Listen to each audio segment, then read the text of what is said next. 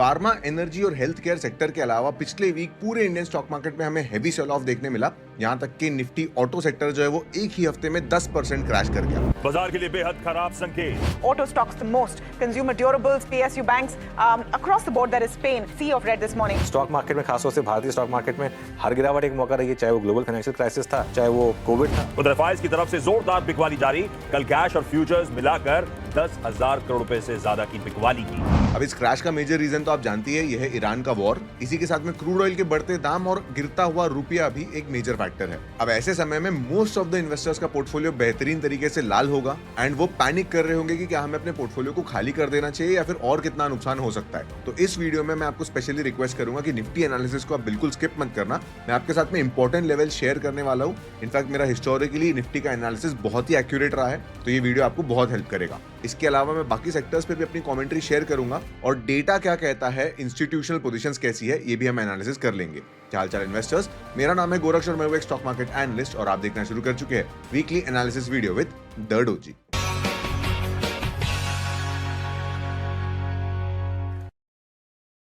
चलिए, इससे पहले कि मैं आपको निफ्टी का एनालिसिस दिखाऊं, मैं ना इस वीडियो को शुरू करना चाहता हूं। मैं आपको रुपी का प्राइस बेसिकली दिखाना चाहता हूं कि कैसे हमारा रुपया इतना कमजोर हो गया है, जिसके चलते और हमारे महंगाई भी बढ़ सकती है। अब देखिए, जब रुपया कमजोर होता है ना, तो हमारे इंपोर्ट्स का कॉस्ट बढ़ जाता है, क्योंकि अब डॉलर महंगा हो गया है और हम नेट इंपोर्टर कंट्री है। और ऐसे में स्पेशली क्रूड ऑयल जो कि अपने आप में महंगा है, अब डॉलर भी महंगा है, तो हमारे इन्फ्लेशन पे इसका नेगेटिव इंपैक्ट आएगा। And this is one major reason कि इंडियन मार्केट में इतना हेवी सेल ऑफ देखने मिला। बाय द वे, ऐसा नहीं है कि सिर्फ हमारा मार्केट गिर रहा है, पूरे ही ग्लोबल मार्केट गिर रहा है। It naturally presents a very good buying opportunity. तो चलिए अब हम निफ्टी का एनालिसिस कर लेते हैं। तो निफ्टी 50 पे देखते हैं कि पहले तो जो लेवल्स हमने प्लॉट किए थे, क्या वो सही से मार्केट ने रिस्पेक्ट किया। एंड एज यू नो कि चाहे कुछ भी हो जाए, प्राइस एक्शन हमेशा काम करता है। ये लेवल्स मैं आपके साथ हर वीक शेयर करता हूं। तो पिछले वीक अगर आप देखोगे तो मंडे को मार्केट गैप डाउन हुआ, लेकिन गैप डाउन होके बिल्कुल हमारी पहले से बनाई हुई लकीर पे आया। एक सपोर्ट पे आया, वहां से रेजिस्टेंस पे गया और फिर से सपोर्ट पे आया। इसी को प्राइस एक्शन का कॉन्सेप्ट कहते हैं। This is a very very important life skill. In fact अगर आप स्टॉक मार्केट पार्टिसिपेंट हो, ट्रेडर हो, तो ये तो आपको आना ही चाहिए। अगर आप लॉन्ग टर्म में अगर लगता है कि आपको 10 साल स्टॉक मार्केट में रहोगे, तो प्राइस एक्शन का स्किल आपको सीखना ही चाहिए। फिर अगेन आप देख सकते हैं कि थर्सडे के दिन मार्केट गैप डाउन हुआ, फिर से रेजिस्टेंस पे पहुंचा और यहाँ पे फिर कंसोलिडेट किया। बट मेजर दिक्कत हुई है फ्राइडे के दिन, जहां गोल्डन रेशो, पिछली वीक मैंने फिबोनाची का एक इंपॉर्टेंट रेशो बनाया था 25,300 के लेवल पे, उसके नीचे ही हम गैप डाउन हुए और क्लोजिंग तो और भी नीचे हुई। ऑल्दो क्लोजिंग हमारे एक और प्रेडिक्टेबल सपोर्ट लेवल पे हुई है, बट क्योंकि गोल्डन रेशियो ब्रेक हुआ है, तो ये एक बहुत ही नेगेटिव प्राइस एक्शन की टर्म है बेसिकली। अगर गोल्डन रेशियो ब्रेक होता है तो अगला सपोर्ट बहुत दूर माना जाता है। तो अब मैं आपको पहले दिखाता हूं। देखिए, ये तो थे इंपॉर्टेंट लेवल्स। अब हम क्या करेंगे, ये गोल्डन रेशियो वगैरह में डिलीट कर देता हूं, क्योंकि अब सपोर्ट रेजिस्टेंस का ही काम रहेगा, क्योंकि जब लेवल्स टूट गए हैं तब उनका काम नहीं होता है। So let me now show you कि मार्केट कितना गिर सकता है। तो कितना गिर सकता है, मैं सबसे बड़ी एक दिक्कत मैं आपको डेली टाइम फ्रेम पे दिखाऊंगा। देखिए, अब मार्केट आ चुका है एक गैप के जोन में। जब पिछले बार मार्केट ने एक रिकवरी दिखाई थी एकदम बॉटम से, तो एक मार्केट ऐसे गैप अप हुआ था। बेसिकली इतना जो प्राइस है ना, वो ट्रेड नहीं हुआ था। आप देखेंगे ये एक गैप है। इनफैक्ट यहाँ पे भी एक अच्छी गैप बनी हुई है जो बिल्कुल ट्रेड नहीं हुई थी। यहाँ से भी मार्केट गैप अप हुआ था। तो इन दोनों गैप के लेवल को मैं एक बार मार्क कर लेता हूँ। और अगर आज के चार्ट पे आप देखोगे, सो मार्केट अब गैप के रीजन में आया है और ये रहेगा आपका अनट्रेडेड रीजन। बेसिकली इतना ज्यादा, इतना आप बोलोगे। इनफैक्ट ये लेवल को मैं डिलीट कर देता हूँ। इनफैक्ट ये दो ओपन गैप्स है जो बिल्कुल भी ट्रेड नहीं हुई। ये प्राइस के ऊपर में जब मार्केट रिवर्सल दिखाया था पिछली बार, तब इन लेवल्स को ट्रेड ही नहीं किया था। तो इसे अनट्रेडेड जोन कहते हैं। बिकॉज ऑफ दिस अब यहाँ पे प्राइस एक्शन के हिसाब से गैप तो फिल होनी चाहिए। तो यहाँ से मार्केट में और कितना डाउनसाइड पोटेंशियल हमें दिख रहा है वर्स्ट केस सिनेरियो, तो वो 2-3% का ही है। अब देखो, ये 2-3% का अगर क्रैश आता है, जो कि ऑलरेडी सपोर्ट लेवल पे, ये जो बॉक्स में आप देख रहे हैं, मेरा सपोर्ट लेवल है, तो यहाँ पे मार्केट तुरंत बाइंग यहाँ पे फेस कर सकता है। सो दिस ऑल्सो मीन्स कि यहाँ पे बाय करने का एक बहुत अच्छा समय है। डाउन साइड पोटेंशियल अब ज्यादा नहीं रहा है। आपने इस वीक में भी देखा होगा कि जब जब मार्केट नीचे गिरता है, तो एफआईआईएस जो है हमारे, सॉरी डीआईआईएस जो है हमारे, वो अच्छे से एग्रेसिवली बाइंग करते हैं। डेटा मैं आपको शो करूंगा। सो डाउन साइड पोटेंशियल पे देखा जाए तो 23,000 का एक इंपॉर्टेंट लेवल हमारे पास में आता है, फॉलोड बाय 22,500। और ये लेवल बहुत जल्दी विजिट होकर बेसिकली रिकवर भी हो सकते हैं, क्योंकि ये बस गैप्स के टेक्निकल को फुलफिल करने के लिए यहाँ पे आएंगे। और देखो, मैं यूजुअली अपने फ्री टेलीग्राम पे भी आपको बताता हूँ कि जब जब मार्केट ऐसे गैप अप होता है ना, तो ये अच्छी बात नहीं होती है। It's a violation of price action. Price action में टेक्निकली हर एक प्राइस को ट्रेड करना चाहिए। फिर जब ऐसे गैप आ जाते हैं ना, तो आप बिल्कुल बुलिश व्यू रख ही नहीं सकते, क्योंकि मार्केट ऐसे ऊपर जाता है, फिर सारी गैप्स को फिल करने आता ही है। तो अब तक अगर आपको ये कॉन्सेप्ट पे विश्वास नहीं था, तो अब तो हो ही जाना चाहिए। चलिए, अगर अब हम बुलिश व्यू की बात करें, तो there is absolutely no bullish view. कोई प्रीवियस स्विंग हाई नहीं है यहाँ पे। यूजुअली मैं बोलता हूँ कि अगर प्रीवियस वीक हाई के ऊपर में क्लोजिंग आ जाए तो आप बुलिश व्यू बना सकते हो। अभी मैं सारी ड्राइंग्स अगर डिलीट कर दूं यहाँ से, तो भाई जब तक के मार्केट 24,300 के ऊपर क्लोजिंग नहीं देता, तब तक के हम बुलिश व्यू नहीं बना सकते। इनफैक्ट एक वी शेप रिकवरी हमें यूजुअली देखने भी नहीं मिलती है। क्या होगा कि मार्केट पहले गिरना बंद करे, पहली बात तो ये हो जाए, मार्केट गिरना बंद करे, थोड़ा साइडवेज जाए और फिर एक टेक्निकल रिवर्सल दे, पहले एक क्लियर बॉटम बना ले। अभी मार्केट आप देख सकते हो कि एक डीप रेड कैंडल बनाया है with clear closing at the bottom. This means कि सारे के सारे सेलर्स ही है मार्केट में अभी एट दिस स्टेज। यहाँ पे ट्रेडर्स जो है वो बुलिश व्यू नहीं लेके रखे हैं। सो एक टीयर ड्रॉप बोलते हैं इसे। तो एक इस तरह से जब कैंडल आपकी बनती है ना, एक रेड कैंडल बनती है, आप टीयर ड्रॉप बोलो या फिर ब्लड का ड्रॉप बोलो, पोर्टफोलियो तो ब्लड ब्लीडिंग जैसा ही दिखता है, राइट। सो इसका मतलब होता है कि सेलिंग की सेलर डोमिनेंट मार्केट है अभी, एंड हेंस पहले सेलर्स को स्टेबलाइज करना पड़ेगा। तो यहाँ पे कंसोलिडेशन लगेगा, जैसे आप पिछली बार भी देख सकते हो मार्केट ऐसे गिरा था, एक दो दिन ऐसा कंसोलिडेट करता है और फिर ऊपर जाता है। तो हमें इस चीज का वेट करना है कि भाई मार्केट एकदम से वी शेप रिकवरी नहीं देखा है, थोड़ा सा कंसोलिडेट करता है। बट बुलिश नेचर की अगर बात करें कि भाई बुल अभी बेयर मार्केट में बुलिश नेचर क्यों बात कर रहे हैं, बट फिर भी अगर रिवर्सल आता है, कभी ना कभी तो रिवर्सल आएगा, राइट। तो 24,300 के ऊपर ही आने वाला है। चलिए इस बार हम निफ्टी बैंक को भी देख लेते हैं, क्योंकि निफ्टी पे, क्योंकि इंडियन मार्केट में इसका वेटेज सेकंड हाईएस्ट है। तो निफ्टी बैंक में भी हमें ऐसा ही कुछ सिनेरियो देखने मिला। अब निफ्टी बैंक जो है अपने एक इंपॉर्टेंट सपोर्ट लेवल पे है। इनफैक्ट मैं इसकी ड्राइंग्स थोड़ी डिलीट कर देता हूँ। 30 मिनट की ड्राइंग्स तो सारी की सारी एलिमिनेट हो गई है। इसको हम वापस से एक बार बना लेंगे जब वैसा बुलिश सिनेरियो आएगा। बट फिलहाल के लिए आप देखेंगे तो ये रेजिस्टेंस बिकम सपोर्ट लेवल पे है। बैंक निफ्टी अपने 2024 के लेवल पे है। आई एम श्योर अभी बैंक निफ्टी भी अंडर वैल्यूड हो गया होगा, और अब इसके इंपॉर्टेंट रेजिस्टेंस लेवल ये रहेंगे। ये सपोर्ट रेजिस्टेंस बनाना भी एक लाइफ स्किल है, आपको आना चाहिए। अब वर्स्ट के सिनेरियो ऐसा लग रहा है कि 48,000 तक के बैंक निफ्टी आएगा। आई रियली डोंट थिंक कि इतना मार्केट में भी गिरने का पोटेंशियल बचा हुआ है, क्योंकि इंडेक्स पे 2-3% का करेक्शन अगर बचा हुआ है तो बैंक निफ्टी उसके लिए अब 10% तो गिरने नहीं वाला। But let me now answer a very important question कि क्या ये इन्वेस्टमेंट का अच्छा समय है, and the answer is absolutely yes. देखिए निफ्टी का पी, आपने मुझे कई बार बोलते हुए सुना है कि भाई निफ्टी का पी जब 20s में आता है तब बल्क बाय करने का समय होता है। तो अभी निफ्टी का पी 20.7 है, प्लस यहाँ पे 2% का फॉल हुआ है। मतलब निफ्टी का पी आज के तारीख में 20.3 का है। 20.3 का पीई रेशियो आप समझ रहे हो, इस लेवल पे बेसिकली ऑलमोस्ट कोविड लेवल आप बोल सकते हो। ये कोविड का चार्ट नहीं है, बट ये यूजुअली आप देख रहे हो कि इस लेवल पे जब निफ्टी का पी आता है ना, 20s में जब आता है, तब मार्केट में एक अच्छी रिकवरी देखने मिलती है। सो क्या ये इन्वेस्ट करने का बहुत अच्छा समय है? The answer is absolutely yes. ऐसे समय पे पैनिक सेलिंग नहीं करना होता है। इनफैक्ट आप अच्छे से बाइंग कर सकते हो। अगर आपका लॉन्ग टर्म विजन है तो आप खुद सोचो, मार्केट में पहले भी ऐसे वॉर एक्सपीरियंस हुए हैं। इंडियन मार्केट ने हर एक वॉर को सर्वाइव किया है, सारे ही मार्केट्स ने हर वॉर को सर्वाइव किया है। एंड जब आपको ऐसी बाइंग अपॉर्चुनिटी दिखती है, तो जो ऐसे समय पे इन्वेस्ट करने की हिम्मत दिखाता है ना, वो लॉन्ग टर्म में हर एक इंडेक्स के ऊपर एक अल्फा जनरेट करता है। सो मैं इससे ज्यादा क्लियरली आपको ये चीज नहीं बता सकता। अब चलिए देख लेते हैं कि ओपन इंटरेस्ट एनालिसिस क्या बोलता है।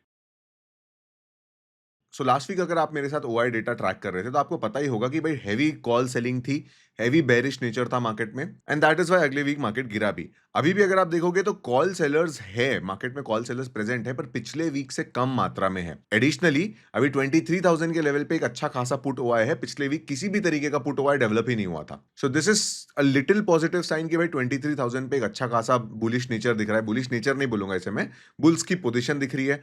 Followed by the next high OI is at 22,500 and the maximum OI is at 22,000, but 22,000 is too far away. अगर हम मंथली ओआई का चार्ट देखें, एक बार उसको भी देख लेते हैं। तो मंथली ओआई पे अभी तक 24,000 पे नॉन डायरेक्शनल ऑर्डर लगे हुए हैं। मतलब traders are expecting some recovery at least till 24,000, और सबसे ज्यादा पुट ओआई जो है वो 23,000 के लेवल पे है।